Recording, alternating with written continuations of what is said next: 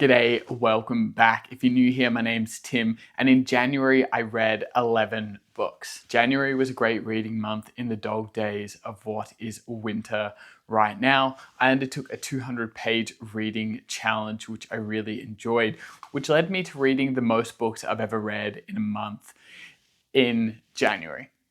Anyway, let's get stuck into it. But before I get stuck in, let me know your favorite read of January in the comments below. I'd love to hear your thoughts on your reading to start the year. And without further ado, let's get stuck in. Also, quick disclaimer, the amount of books I read this month is simply that, a number. It doesn't matter if you read 0, read 1, read 100. The number is irrelevant.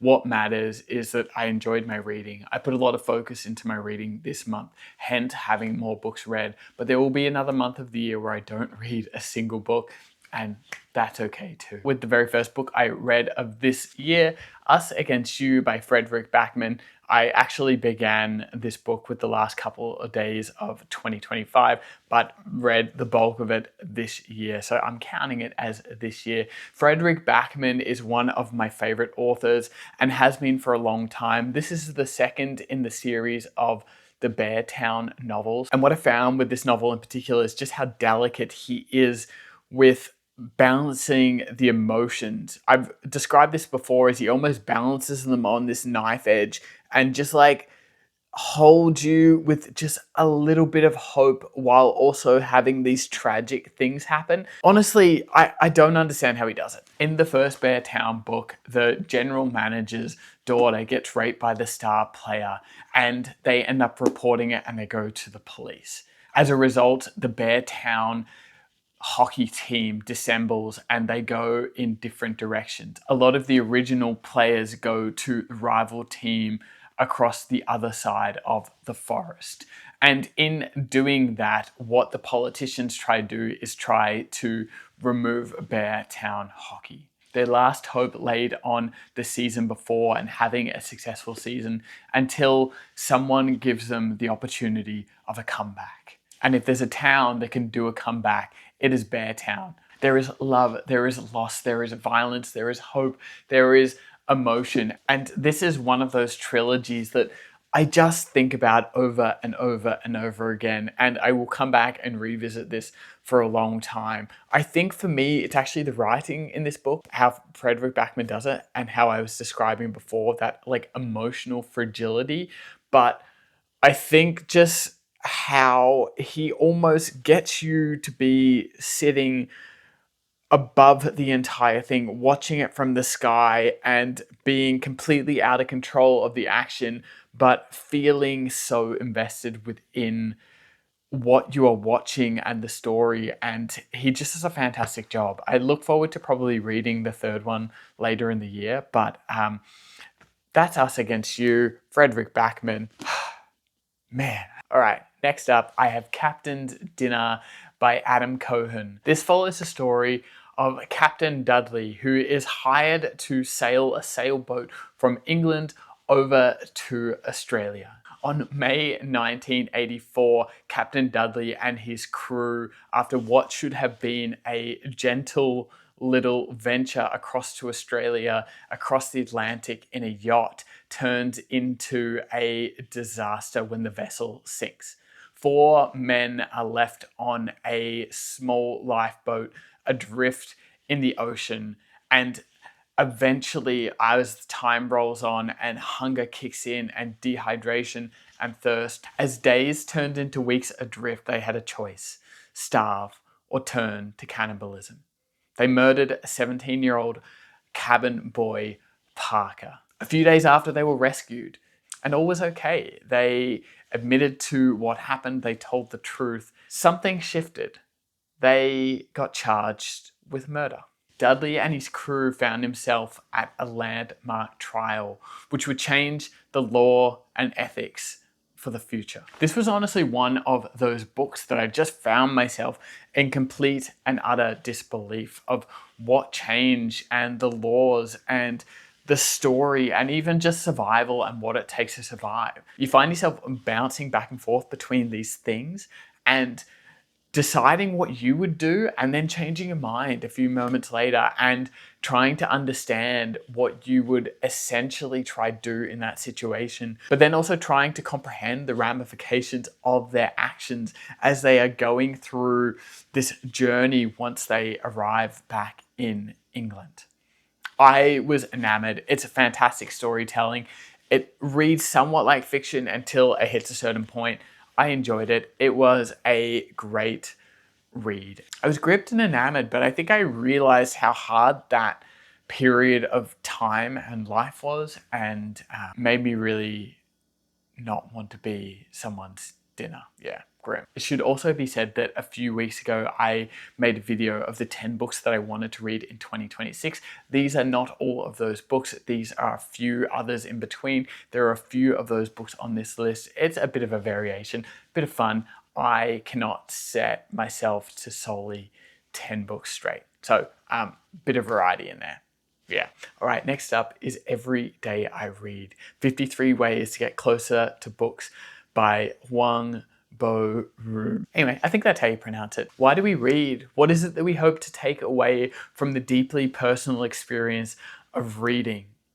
In this book, those are the questions that are answered in 53 short, different essays of why we read and why we engage with reading, and different ways that we can read. Long books, short books, difficult books, modern classics, philosophy, and different ways to access those pieces of text. It's a book about introspection, reflection, quiet moments to think about why we read and we engage in this thing that we love so dearly. And if you are here, I believe you to be within that. I found myself enamored by some of the words and found it really beautiful, and also made me think about some of my own answers and reflections to some of these questions that I've spent a lot of my life not really taking on board. And I found within the pages that she had thought about those answers and those questions for a long time and finally put them on a page.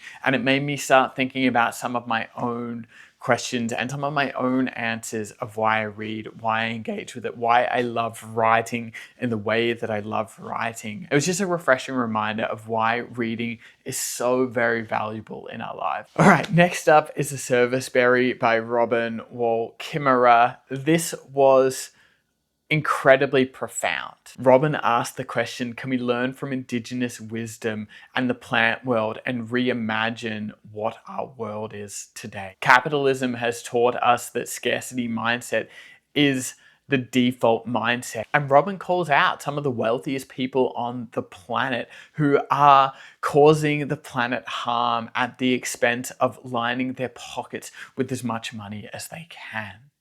This is profound, it is wise, it is smart. It has just this beautiful level of analogy and knowledge, and she is one of those people that I feel like is moving the world forward. It talks about the gift exchange and going back and forth, that if we take something from the earth, giving something back to the earth. If we take something from our neighborhood, giving something back to our neighborhood. If we take something from our community, giving something back to our community. And I'm going to read you a little passage from this book that I think describes this book perfectly. He observes that a hunter had brought home a sizable kill, far too much to be eaten by his family. The researcher asked how he would store the excess. Smoking and drying technologies were well known. Storing was possible. The hunter was puzzled by the question, store the meat. Why would he do that? Instead, he sent out an invitation to a feast, and soon the neighboring families were gathered around his fire until every last morsel was consumed. This seemed like maladaptive behavior to the anthologist, who asked again, given the uncertainty of the meat in the forest, why didn't the hunter store the meat for himself? Which is what the economic system of his home culture would predict. Store my meat. I store my meat in the belly of my brother, replied the hunter. I just think that that's incredibly profound, and if we could just get back to sharing a little bit more, being a little bit kinder, and remembering that this planet is our only one, the world would be a better place. Anyway, that's The Serviceberry by Robin Wall Kimmerer. Also, beautiful cover, hey? Like, cover 2, like, whew. All right, next up is The Blue Hour by Paula Hawkins. I rather enjoyed this. This is definitely not my favorite on this list. It wouldn't be something that I would buy for myself, but my partner bought it and I enjoyed it. And you don't have to love everything that you read. There's a shocking discovery in an art gallery far away in London. A human bone is in one of the exhibits. And the art curator, James Becker, goes to a Scottish island that is cut off by the tides day in, day out for 12 hours of a day to the friend of a former artist. The artist has since passed away, Veronica. James Becker has to uncover and unravel where the bone has come from and the details. I enjoyed the landscape description. I enjoyed the remoteness of it. I enjoyed how rugged. I enjoyed the Scotland element. I thought that the pacing was good. I enjoyed the story, but I knew from the very start what was going to happen. I had a pretty good idea from about 50 pages in, but that didn't take away from my enjoyment in this one. It helped that I read this in a day and a half. But yeah, I still enjoyed it. If you want a quick, easy thriller read that doesn't take a whole lot of your attention and focus, The Blue Hour by Paula Hawkins might be that one for you. All right, next up is Impossible Creatures by Catherine Rundle. This was a strong recommendation from the staff members at work. It is a middle grade fantasy novel. It follows the story of Christopher, who has a special connection with animals, who discovers a secret underground archipelago world with magical creatures and discovers that the magic in the world is dying. He teams up with Mel and they go and try to save that world. There is dragons, there are griffins, there are mythical beasts, and it is a fun middle grade novel that takes place in this world that feels incredibly far away. They're trying to find the decay in this magical world. The novel starts off with, "It was a fine day until something tried to eat him." And on her side, Mel is getting chased by a murderer. I found that it was great world building. I found that I was immersed in the story. I found that I really enjoyed the characters and the underground worldness secret of it. Middle grade novels have come a really long way and they do have a little bit more darkness than I feel like they had when I was a kid, but I find that I still really enjoy the medium and I still enjoy the genre, and Catherine Rundle does just a fantastic job at telling stories and immersing you in the world. I found myself rooting for the characters. I found myself just in love with the magic of it, and I don't read much fantasy and thought that that was a really good fantasy novel, even if it was directed at the middle age. And yeah, I would very much like to have my own Griffin. Wow, I really read a lot this month. I'm having a really nice time summarizing these ones. Next up is Foster by Claire Keegan. I've spoken about this one at length on a couple of videos now, so I'm not going to go too into depth here. But this one follows the story of a young girl who is taken away from her family in rural Ireland on a hot summer and goes to live with some relatives. In that house, she discovers love and affection and comfort and healing for the first time in her life that she does not receive in her regular family situation. Over this summer, she discovers herself, she heals herself, she realizes what life can be. And this book just has like love and heart in the gentle subtleties within the pages and her discoveries and her learnings. And it's been a few weeks since I finished this one, and I'm feeling like I'm just starting to uncover the true meaning behind these pages. And it just has this real delicate element of what environment can do to us as people, whether it's a positive or a negative one, and how that impacts who we become as people. I have been thinking about this a lot, and how who we surround ourselves with matters, and what world we put in ourselves matters, and what we consume matters. It's a really short book. It's 100 pages, and I feel the more I read those short books, the more I realize just how gut-punching and emotionally devastating and how much they can fit into just a few thousand words. And yeah, that's Foster by Claire Keegan. still a beauty, still a gem. A Marriage at Sea, a true story of love, obsession, and shipwreck by Sophie Elmhurst. I don't know why I'm on a little bit of a shipwreck trend in January, but this is my second shipwreck book of the month. It follows the story of a couple named Maurice and Marilyn. In 1972, deep in the Pacific Ocean, they hit a whale, or a whale hits them, and their boat sinks. They make it to the life rafts, they get some provisions, they get some of the things that they need, and they are trapped out deep in the Pacific in 1972. Ships pass them and they are not seen. It takes them 118 days to be saved. This is a story about survival, shipwreck, but more than anything, I found that it was a story about women and the strength of women and the power that women have. I found myself really disliking Maurice and really adoring Marilyn, and her power and her beauty and her will was just something that captivated me within this story. This story is actually insane. It's a pretty short book, but I found myself really just invested in the characters and really invested in the outcome of something so fragile as a shipwreck and a survival story. They are put to the greatest test, and this is a jaw-dropping survival story. Next up, it was a recommendation from a friend, but it was The Power of Choice by Neil Danaher. It's a beautiful story about resilience and choice from a man suffering with motor neuron disease, MND for short. A former footballer, a former football coach out of Australia. It is almost like a love letter to his grandchildren of lessons and inspiring wisdom that he has learnt throughout this time with this disease. He is no longer able to speak on his own. He's no longer able to eat on his own. And the only way he can interact with the world is through a computer.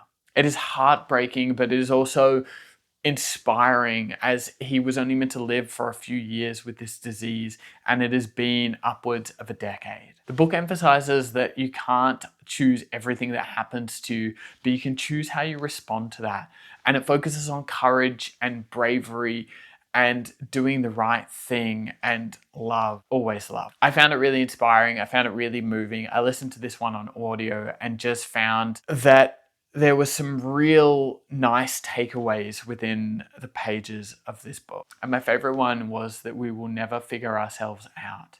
That'll always be a learning process. There is always more discovery and self that we can uncover. And I thought that that was really beautiful. All right, two left. Melaleuca by Angie Faye Martin. This was a really cool thriller crime novel. It is set in a small rural town in Queensland. A cop comes back from the big city of Brisbane to help look after her mother, who is aging. And as she is there, a crime of a woman who is murdered on the side of a river lands at her desk. She's an Indigenous woman. Nobody knows her name. Nobody knows where she's from. Nobody knows what has happened. And the crime uncovers from there. This one has multiple twists. It is engaging. It has Indigenous knowledge and wisdom. It has stories told from that Indigenous perspective that we don't often get to hear. It has small town vibes. It has small town cop vibes. It encapsulated what I love about thriller and the crime novel space in Australia. And it didn't flinch. It didn't hide from Australia's history with colonization and Indigenous history and the details that matter. It didn't hide away from how tough the 1960s were and how tough this time still now is. It didn't hide away. It twisted, it turned, it really encapsulated isolated communities in a really brilliant way. And what I really liked is it really faced narrow-mindedness and racism in small country towns and how we need to challenge those stereotypes and those ways of thinking. It just felt like a fresh voice, really authentic, gripping, and yeah, I had a really good time with that one. And my last one is, in fact, the last one out by Jane Harper. This follows the story of Ro Crowley, who waits for her son Sam to return home on his 21st birthday. The problem is he never comes back. All that is left of him is footprints in the dirt and 3 abandoned houses. We then fast forward 5 years into a country town that was once thriving that is now dying as a mining town has moved in and is slowly killing the town. There are a few people that remain in this town, but there are not many. And Ro, in the time since they lost their son, separated from her husband Griff and moved back to Sydney, she returns back to Carolyn Ridge for the memorial of her son Sam 5 years later. And everything starts getting uncovered when they dive deeper into what happened on that day. If the truth is to be found in this town, does it lie amongst them? It is gripping, it is fast-paced, it is Jane Harper at her best. I did not expect what was going to happen in this one. It caught me, it twisted, and what I will say, it's actually a bit of a slow burn, which surprised me. I thought it would be faster paced, and it was slow. It felt like nothing really happened for about 250 pages. And every time you thought, okay, I'm going to put it down, there was just enough to give you like a trickle to keep going. And I found that I really enjoyed that on a reflection. I found that going back into this story and allowing myself to be deeper into the story and really think about the writing and really think about the world that she'd created.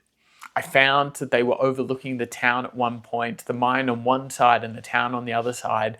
And I felt like I was standing there with them. It was just incredible writing and it was an incredible story. And I found myself once again being in awe by Jane Harper and what she does. And just the whole time I needed to know what would happen to Sam. And it's what kept me turning these pages. And I just love how she uses landscape as a character and how she uses place and how she puts you on the edge of your seat and forces you to be there with her, and your attention is on the page and nowhere else. Jane Harper, once again, crushed it with Last One Out. I look forward to whatever she does next and to revisiting some of her past novels. Anyway, January was a sweet reading month. I got to read a lot of books that I've been wanting to read for a long time. I got to enjoy my reading. I got to spend more time that I would normally spend on it. These long, dark days here in Canada really encourage reading. Let me know in the comments below if you've read any of these books. I would love to chat books down there with you. In the meantime, thank you for joining me. Thank you for being here. I really appreciate it. It's a journey and I'm really glad that you're here.